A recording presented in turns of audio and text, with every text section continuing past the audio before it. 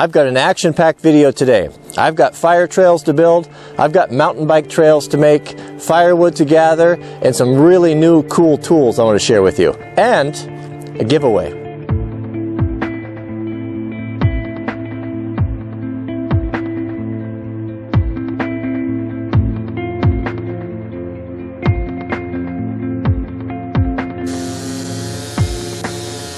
Happiness is a brand new, wickedly sharp chainsaw chain.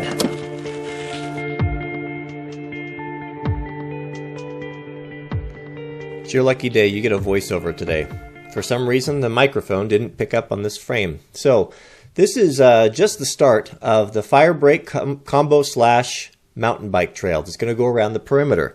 We've wanted to do this for a long time, to have a place that we can ride our bikes, that we can cross-country ski. We want to do a biathlon this winter with friends and family, maybe some subscribers, and cross-country ski path.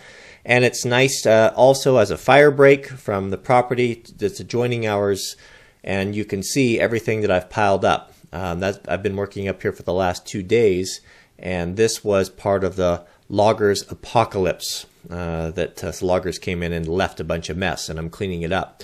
So as I'm cleaning it up and selecting the trees, and I've taken out a couple trees there that had some infestations with bugs to protect the other ones, and then you can see there the start of the mountain bike trail running down there. So I'll be sharing with you today kind of the procedure that I use for doing this. There's really a method to it. There's an order of things, and if you follow this order, you can actually work really efficiently, even if it's by yourself.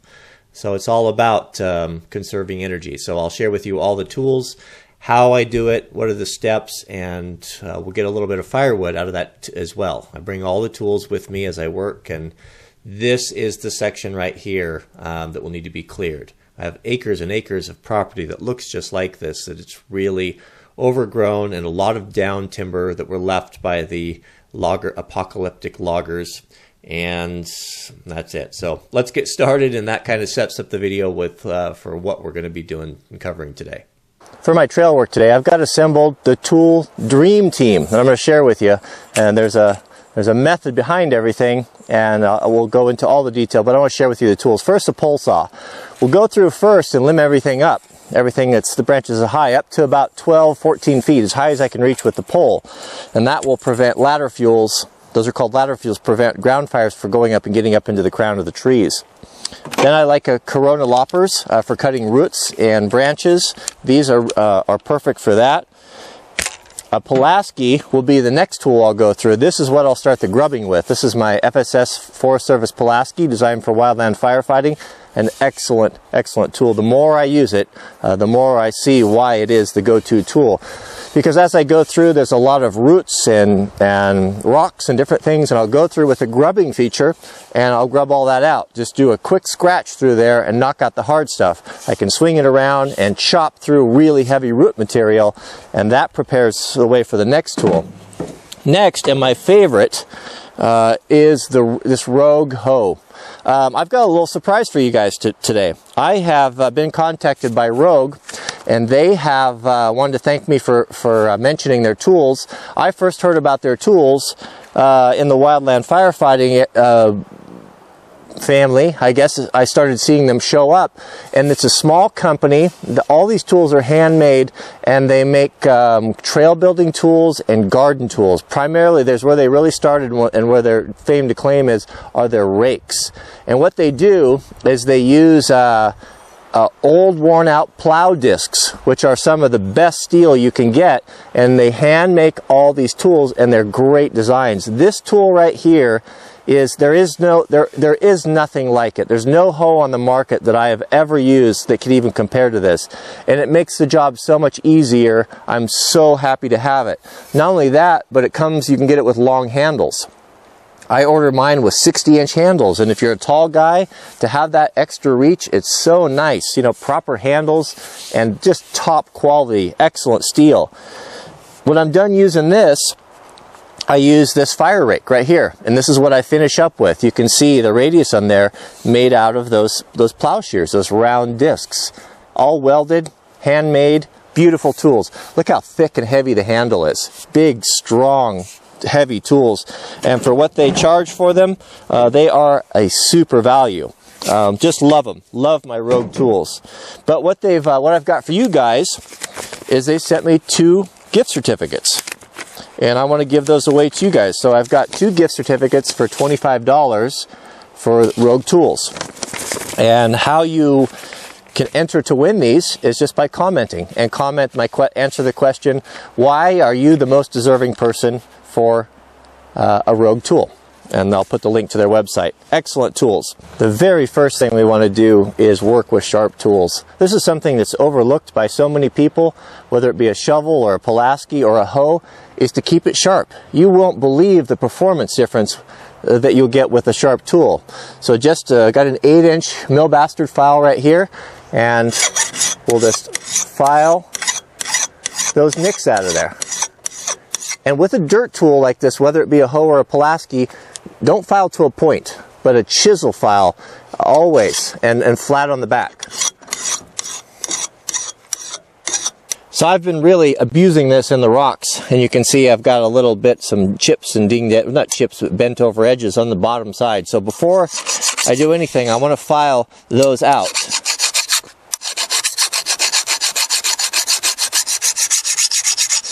Right there, if you look closely, you can see there, this light doesn't look very good here, does it? You can see there that, see where it's rolled over? Just a little bit right there? We want to get those out. Just hit those, keep the file flat with the tool. There you go, till you see that nice polish all the way across there. Now we can flip it over, and then we can start working out that those nicks. And don't overlook the sides here. These are ground. That's what makes this hoe so effective, is it's ground on the edges too. So those don't usually get a lot of damage. So just touch those up a little bit, and you can see right there, this is an effective tool because of that. It's so sharp and such a heavy tool that there's just nothing like it. So that's what it should look like right there when you're done. Don't worry if you don't get all the nicks out. That's not a big issue. All that does is just act like a little extra serration there. And the fact that it's sharp, we don't have anything bent over, is what's going to make this an effective chopper and cutter of vegetation. We're going to do the same thing with our rake. You can see right here, the rake has the heavy tines on it. We want to be able to use that to really dig in and cut as well. So same procedure here. Right here on the back side on these tines, you'll see I'll knock down those rolled edges. File a point back on all those.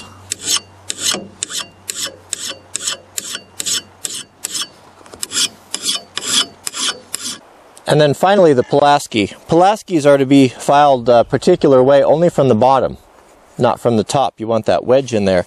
And I just put it here on my thigh and just hit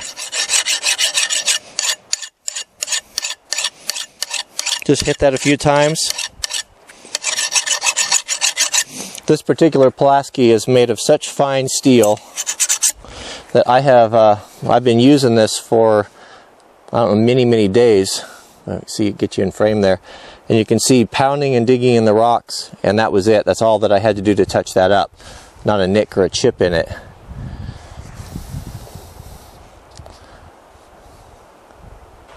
My 3 favorite tools, ready for a hard day's work.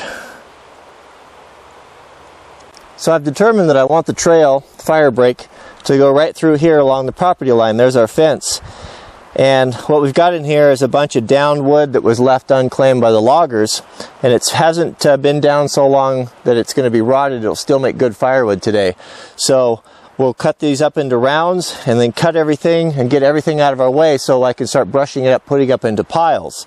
That's going to be our first step to establish our trail. As soon as I started cutting, I realized that my chain was dull. And one thing that I always do is when I come out here, I have sharp chains, extras, for both my saws.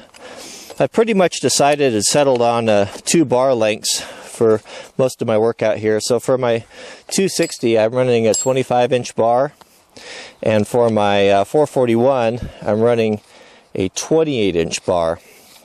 And so what I do is have these pre-sharpened, where it's easy to sharpen them in the bench, and I just keep them here in this box. And I've got labeled on there what I've got. I've got one for my 260 and one for the 441. And I bundle them up here and just put them on a chain or a little zip tie on them so they don't get tangled. And I just write 28-inch there on that one, so I know that one's for the big saw, and then 25-inch here, and then I'm good to go. So any chain that's in that red box is a sharp chain, and then I don't have to mess up my workflow and slow down to stop and file a blade. I can just grab a new one and put it on. So just run these nuts up close to being tight right there. Now here's what you want. You got to lift the bar a little bit, because you got to get that weight off of it when you adjust it. And what you want to be able to pull this up, pull it up nice and tight, get all of the slack out of it. Do you see you have a gap right there? A little bit. That's a little bit while holding upwards pressure with it. That's a little bit too much. I'll watch that until that gap disappears. Just till it comes up. I still want to be able to lift it up. I still want to easily be able to lift the chain up with the guides there out of the groove. But when I let go, I don't want that sagging. That right there, it should go easily. When you see that sag, when you see those teeth hanging down like that, tighten it up a little bit. But you don't want it so tight that it is dragging and putting excess wear on the tip of the bar. That's the way it should be done right there. Also, be careful and don't over tighten these bolts. I've seen guys tighten these things so tight that they'll actually pull the studs out of the power head. They just don't need to be that tight. Just run them up, tighten them until they come close, and just with just one hand, just give it a little bit. Just a nice little firm torque on it. That's all you need.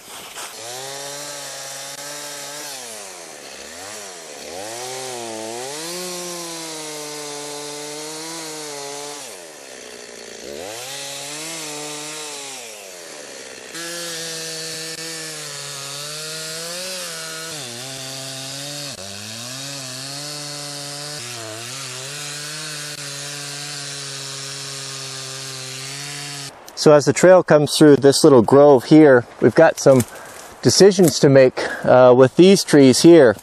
We've got a little stand of 6 Douglas fir trees, and they're packed in here a little bit too tight. Actually, this one right here, you can see, is growing up and curling around this nice big established mature tree, and the wind is knocking all of its bark off. That's going to be an ingress there for bugs, and so obviously that one's going to go. We've got 2 trees growing out of one stump right here. It's kind of a parasite tree on the other side. We'll take care of that one. We want to establish this nice dominant tree that's a good healthy tree with good symmetry and just a good looking tree. We want to give it every chance. We'll leave one here in the center and one here, and we'll take out that small one. These here are pretty tight. They're tighter than I would leave them if they were located in a grove amongst other trees. I'd like to have about 10 feet between the drip edges on the farthest branches out. But being that these are facing an open pasture with everything here to the east, there aren't very many trees. I can have these tighter because they're not really competing for sun. And I need these trees right here to be cedars. What I mean by is to reseed this place. The dominant wind is going to come here from the west. It's going to blow those seeds, and so having this little stand right here will reseed this. I think, what is it, 1.5 or 2.5 times the overall height of the tree. I forget the exact measurement, but that's what we'll do. So we'll take down 1, 2, 3 of these, cut them up for firewood, and then continue on. I wish all of you could be here and help me with this. Not because I want free labor, but just because it's such a great way to spend the day. It's such a nice environment. But some of you will be able to. 12 days until the open house. We have well over 100 people RSVP'd to come. I'm sorry we couldn't accommodate anyone. We had to kind of draw the line at that. And we do have a wait list. And we have had a couple cancellations. So those of you who are next up on the wait list have been contacted. So it is a bit late notice, but you're in. You're in if you've received that last message in the last couple days. So looking forward to that. We're really looking forward to the open house, and we're kind of scrambling to get everything ready. And one of the things that we're going to be doing is working on this trail. I have my friend Aaron from Bend, who's a big mountain biker and subscriber. Hello, Aaron, Erika, and their children will be coming and helping to supervise the mountain bike trail. He's got a lot of expertise with that, and he graciously offered to be a crew leader. So I'm definitely going to take advantage of that. But it's going to be something that's going to be really enjoyable, and I can't wait for it. So. Again, don't forget to thumbs up if you like the video. I have going to be doing this for several days. I've got lots more to share with you. If you're interested, let me know if you like it by supporting this video and commenting. And also don't forget to put the comments for entering the gift certificates. And you can go to Rogue Ho. I think it's rogueho.com. I'll put a link down in the subject heading there. And order hose from them, or garden tools. I'll stand behind them. They are really fantastic tools, and I wouldn't have anything else after seeing them and working with them. I think they're tops. So that's it. I'm gonna go back to work in the forest. I'll take my camera along and more to share, and we'll see you guys on the next video.